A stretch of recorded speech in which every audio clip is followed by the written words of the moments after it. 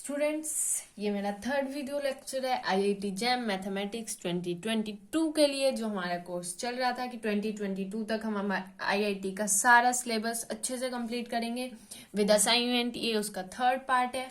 और मैडम जी, ये रोज रोज ये स्माइली वाला थोड़ा अलग सा बनाया करो। कोई नहीं, इस बार हम स्टार बनाएंगे इसके ऊपर। Star IIT jam star mathematics 2022।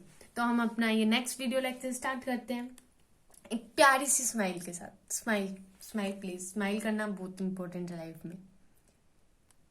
और अगर आपको मेरी वीडियो पसंद आ रही है और आईआईटी जैम कंटेंट पसंद आ रहा है, वैसे मैं कंटेंट अच्छा ही दे रही हूँ, कोचिंग का ही दे रही हूँ, कोई इधर उधर से नहीं दे रही, ठीक है। तो अगर आपको पसंद आ रहा है, अगर नहीं आ रहा तो मत करना, अगर आपको पसंद आ रहा है तो नीचे कमेंट बॉक्स होगा, उसमें मेरे को प्यारी प्यारी सी 2 स्माइली बना के भेज देना, मैं खुश हो जाऊंगी। चलो बढ़ते हैं अपने नेक्स्ट वीडियो लेक्चर की तरफ, जिसमें हम पढ़ेंगे अपना सबसेट टॉपिक। अब हमें सबसेट पढ़ना है, उससे पहले मैं आपकी कुछ इम्पोर्टेंट टर्म जो मुझे लगता है कि मतलब इम्पोर्टेंट है जानना, क्योंकि मेरे को भी नहीं आती थी, जब मैं पढ़ती थी तो मेरे को समझ नहीं आती थी वो टर्म्स, तो मैं चाहती हूँ कि आपको समझ आए वो टर्म्स। तो सबसे पहले वही समझते हैं। देखो,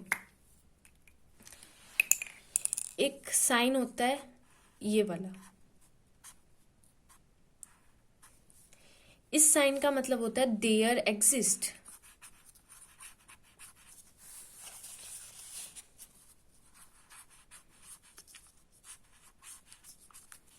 इस साइन का मतलब होता है देयर एग्जिस्ट। उल्टे ई का मतलब उल्टी साइड ही है ना। और देयर एग्जिस्ट कहाँ पे लगता है? हम देयर एग्जिस्ट हम वहां पे लगाते हैं जहां पे हमें ये बताना होता है कम से कम एक, कम से कम एक।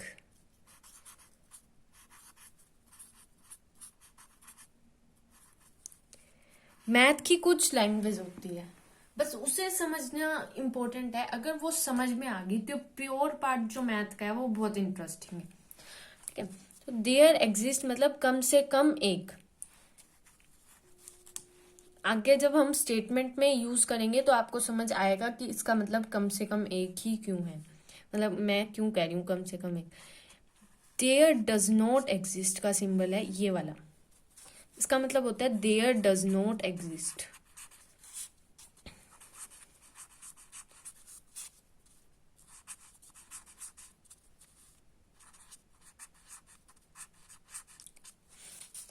देयर डज नॉट एग्जिस्ट इसका मतलब क्या है? एक भी नहीं। मतलब कहते हैं ना, कम से कम एक तो मिल जाता मेरे को तो एक भी नहीं मिला, एक भी नहीं हुआ, एक भी काम नहीं हुआ मेरा, तो मतलब एक भी नहीं, ठीक है। उसके बाद फॉर ऑल का सिंबल ये होता है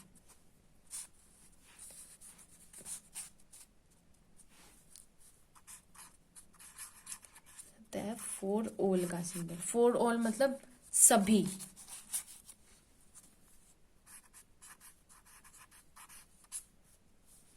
ठीक है। तो हमने 3 सिंबल देखे हैं। देयर एग्जिस्ट मतलब कम से कम एक, देयर डज नॉट एग्जिस्ट मतलब एक भी नहीं, फॉर ऑल मतलब सभी। उसके बाद मैं कुछ नेगेशन बता रही हूँ आपको। नेगेशन इंपॉर्टेंट है, नेगेशन भी। इसके अलावा हाँ, इम्प्लाई का सिंबल, एक इम्प्लाई का सिंबल है वो देख लेते हैं पहले। ये वाला सिंबल इम्प्लाई का होता है, इट्स इम्प्लाई। मतलब कोई यहाँ पे चीज लिख देंगे हम, इसका अगर ये है तो ये हो जाएगा, ठीक है। तो जब हमें ये बताना हो कि अगर ये है तो ये हो जाएगा। अगर शीना है, अगर सीता है तो राम भी होगा, इसका मतलब अगर सीता है तो राम भी होगा। सीता है मतलब सीता है तो राम भी होगा, कुछ ऐसा सही। मतलब अगर सीता होगी तो ये कंफर्म कर रहा है कि ये चीज तो होगी ही होगी, तो इधर हम इम्प्लाई का सिंबल लगाते हैं। उसके बाद जो हमारे पास सिंबल आते हैं इम्पोर्टेंट, हाँ, नेगेशन, फॉर ऑल का नेगेशन जो होता है, ये सिंबल बताया था मैंने अभी, फॉर ऑल मतलब सभी, फॉर ऑल का नेगेशन मतलब नेगेटिव, अपोजिट कह सकते हैं, नेगेटिव कह सकते हैं। नेगेटिव होता है देयर डज नॉट एग्जिस्ट, ठीक है, मतलब एक भी नहीं, फॉर ऑल मतलब सब, और देयर डज नॉट एग्जिस्ट मतलब एक भी नहीं, एक भी नहीं, इसका नेगेटिव या अपोजिट कह सकते हैं।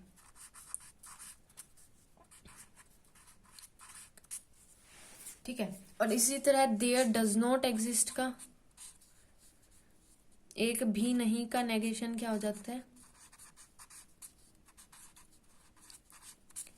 फॉर ऑल हो जाता है, मतलब एक भी नहीं और उसका नेगेटिव या अपोजिट सभी।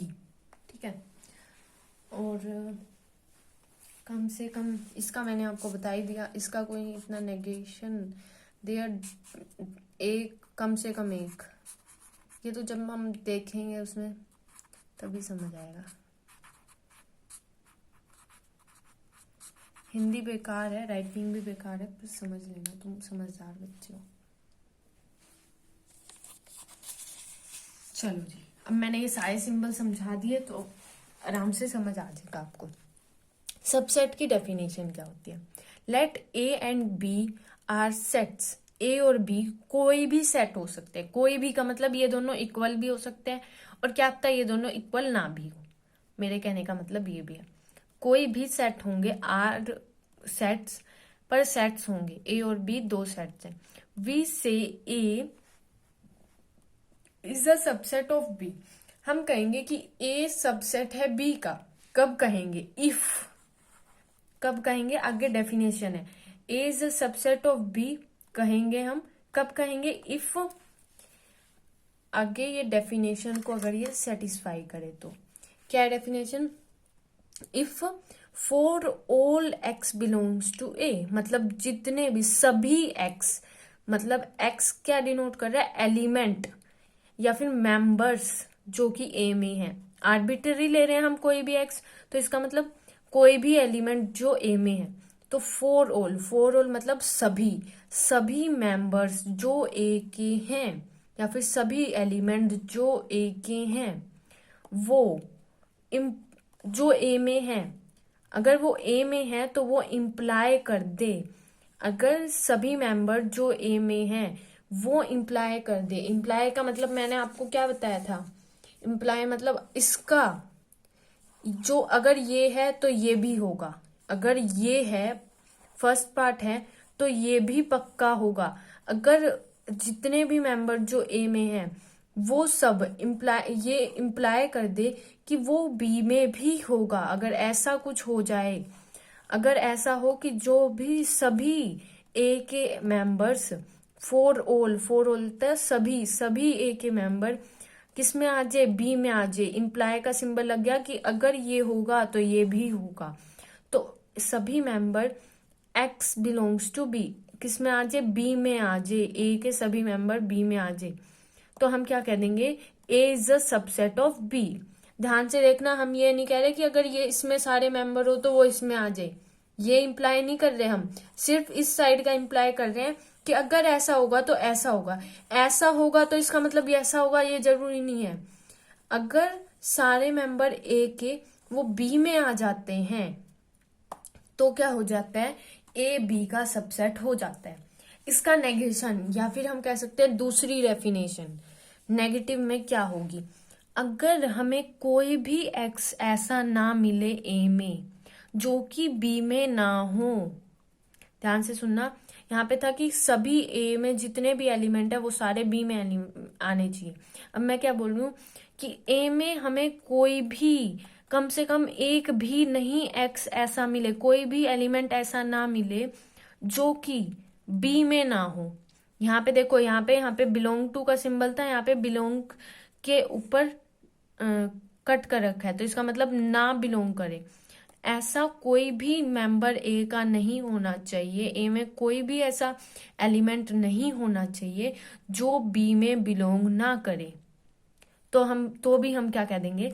सबसेट ऑफ बी है। ये देखो इसका नेगेशन ही है ये, यहाँ पे फॉर ऑल था, फॉर ऑल का नेगेशन होता है, फॉर ऑल का मतलब सभी, और इसका नेगेशन क्या होता है, कम से कम एक भी नहीं, एक भी नहीं। ठीक है, फॉर ऑल का नेगेशन। उसके बाद अगर यहाँ पे नेगेशन कर रहे हैं, यहाँ पे नेगेशन कर रहे हैं, तो नेक्स्ट जो इम्प्लाई कर रहा है उसमें भी नेगेशन करना पड़ेगा। इसमें हम क्या बोल रहे थे, बिलोंग्स टू, इसमें क्या बोल रहे हैं, नॉट बिलोंग्स टू। तो अब डेफिनेशन आया, होप क्लियर होगी आपको। अगर ये दोनों डेफिनेशन है, अगर किसी भी दो सेट्स को हमें चेक करना है कि वो सबसेट है या नहीं है, तो इन दोनों में से कोई भी डेफिनेशन अगर हम ट्रू दिखा देते हैं तो ए सबसेट हो जाता है बी का, ए सबसेट हो जाता है बी का। और हमारा सिंबल क्या लिखते हैं, हम सिंबल लिखते हैं इस तरह, ए सबसेट ऑफ बी। इतना समझ आ गया होगा।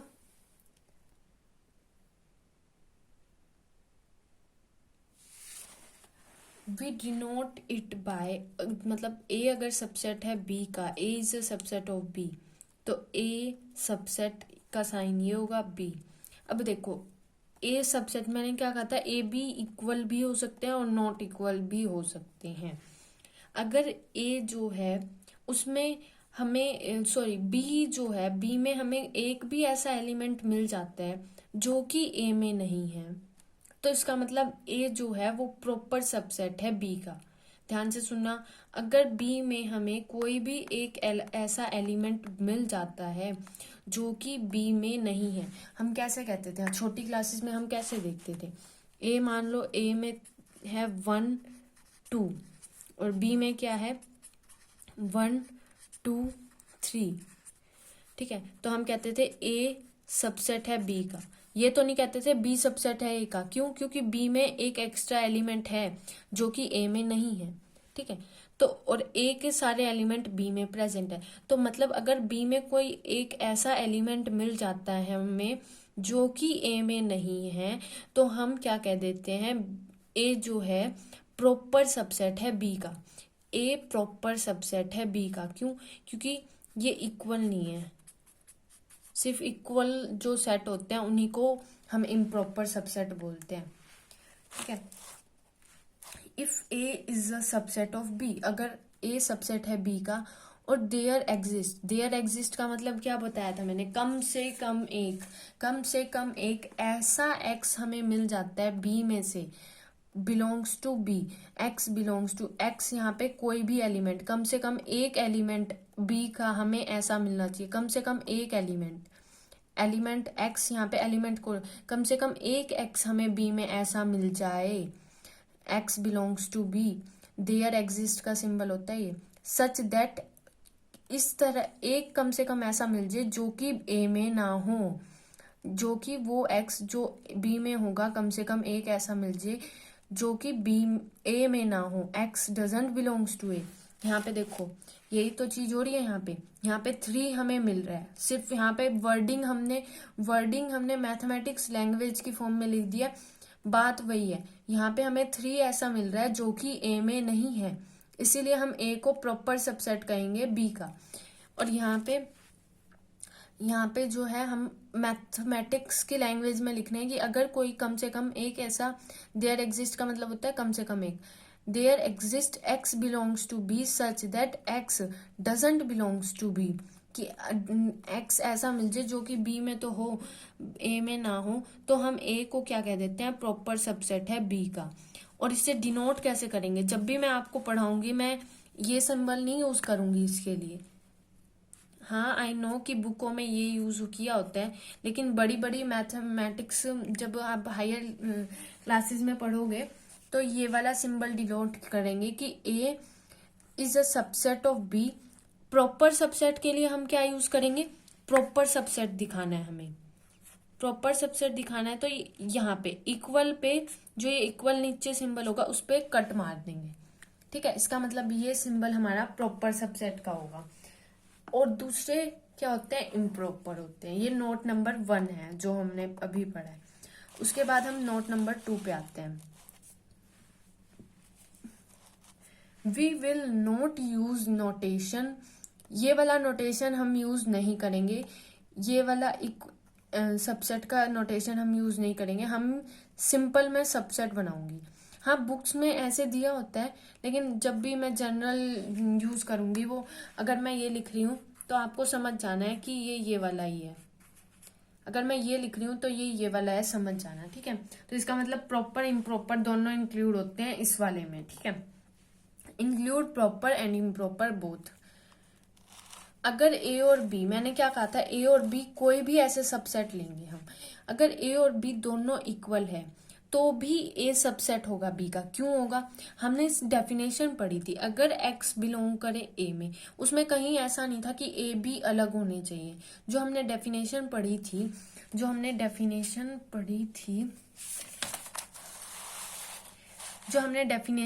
थी, ए और बी आर सेट्स, इसमें कहीं ऐसा नहीं था कि ए और बी डिफरेंट होने चाहिए सेट्स, या इक्वल नहीं हो सकते, तो इक्वल भी हो सकते हैं। अगर ए और बी हम इक्वल ले लें तो जितने भी एक्स ए में होंगे वो क्या इंप्लाई कर देंगे, for all x belongs to A, ये क्या इंप्लाई कर देंगे, वो बी में भी होंगे। इसका मतलब ए जो होगा वो सबसेट बन जाएगा बी को।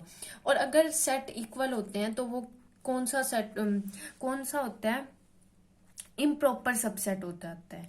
ये इस सबसेट को हम क्या बोल देंगे, इम्प्रॉपर सबसेट बोल देंगे। हर एक सेट अपने ही सेट का सबसेट होता है। Every set is subset of itself, अपने खुद, हर एक सेट खुद का सबसेट होगा। इसी डेफिनेशन की वजह से हम खुद सभी सेट को खुद का सबसेट बोलते हैं, इस वाली डेफिनेशन की वजह से, ठीक है। कई बार हम कंफ्यूज हो जाते थे, खुद का क्यों आ गया है, खुद का सबसेट कैसे बन जाता है कोई, ठीक है। तो एंड कोल्ड इम्प्रॉपर, और क्या कहेंगे हम उसे, इम्प्रॉपर सबसेट कहेंगे।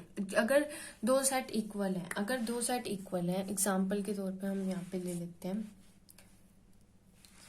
अगर मैं लूं a इक्वल्स टू 1 2 3, ऐसे ही b भी ले लूं 1 2 3, तो ये क्या है, ये a सबसेट होगा ना b का, क्योंकि जितने भी एलिमेंट, जो भी एलिमेंट ए में है वो सारे भी तो बी में है। मतलब for all x belongs to A implies x belongs to B, यही तो इम्प्लाई कर रहा है। तो इसका मतलब ये सबसेट, लेकिन हम इस सबसेट को बुलाएंगे क्या जिसमें ये दोनों इक्वल होंगे, इम्प्रॉपर सबसेट। क्या बुलाएंगे, इम्प्रॉपर सबसेट, ठीक है। अब नेक्स्ट डेफिनेशन देखते हैं, नेक्स्ट नोट देखते हैं अपना।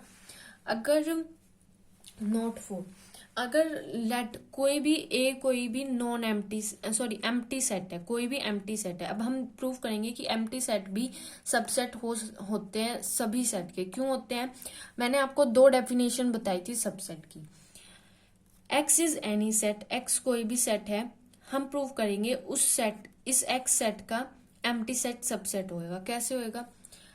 अब इस एम्प्टी सेट में कुछ ऐसा है ही नहीं। आप मेरे को एम्प्टी सेट दे रहे हो, मैं कह रही हूँ कि इसमें ये सबसेट होगा किसी भी सेट का। आप कह रहे हो कैसे हो जाएगा? मैं कह रही हूँ कि इसमें कोई भी एलिमेंट ऐसा है ही नहीं, इस सेट में, एम्प्टी सेट में कोई भी एलिमेंट ऐसा है ही नहीं जो एक्स में बिलोंग ना करता हो।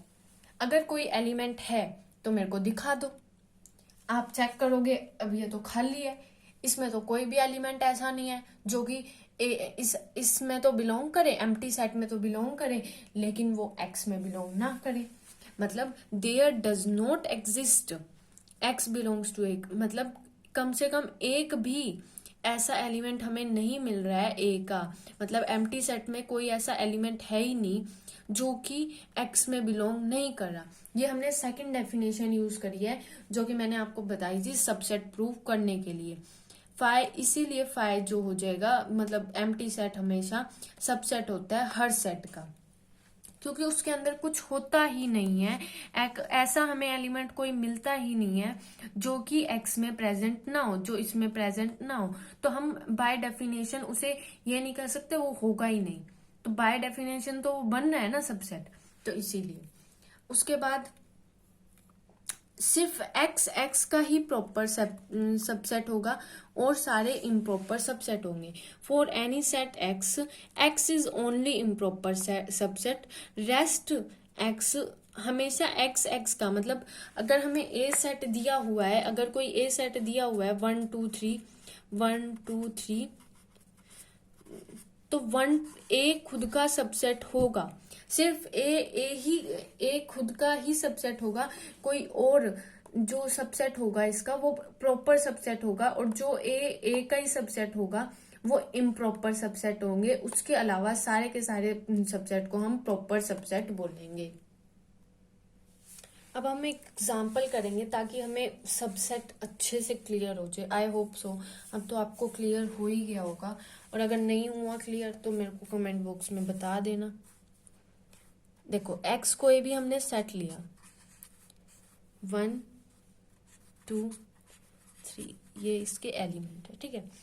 अब मैं A1 पहला सेट लेती हूँ, ये एम्प्टी है, और मैं पूछती हूँ ये इसका सबसेट है, आप कहोगे हाँ है, और मैं कहूंगी कैसा सबसेट है, मैं कहूंगी प्रॉपर सबसेट है। उसके लिए मैं कैसा सिंबल बनाऊंगी, ऐसे,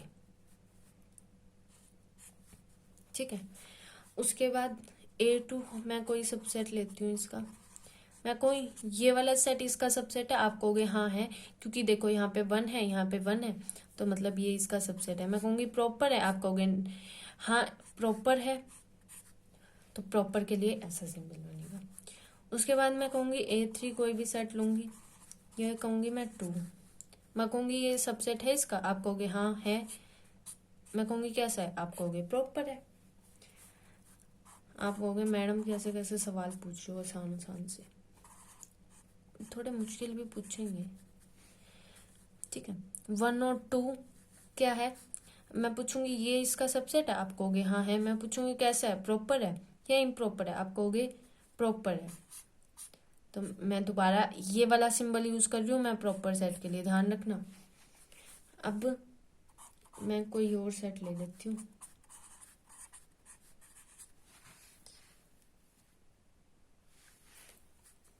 अब मैं पूछूंगी ये है, आप कहोगे हाँ है, और आप कहोगे प्रॉपर है ये भी।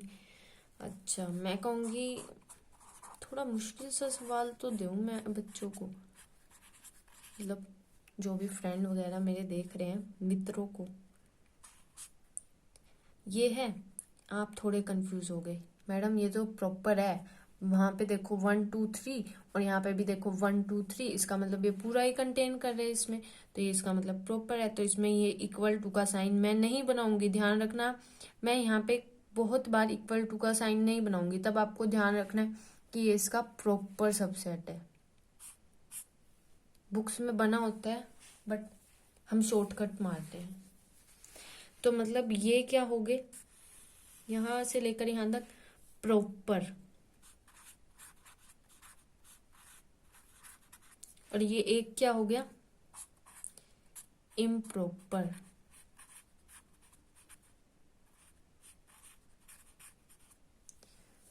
ठीक है।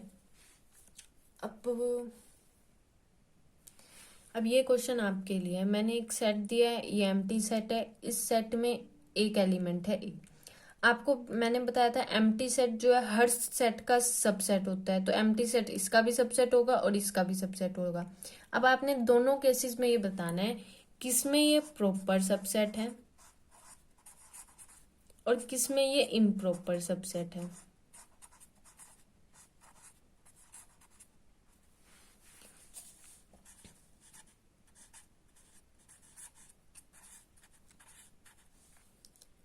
दिमाग लगाओ और नीचे कमेंट बॉक्स में आंसर लिख दो फटाफट।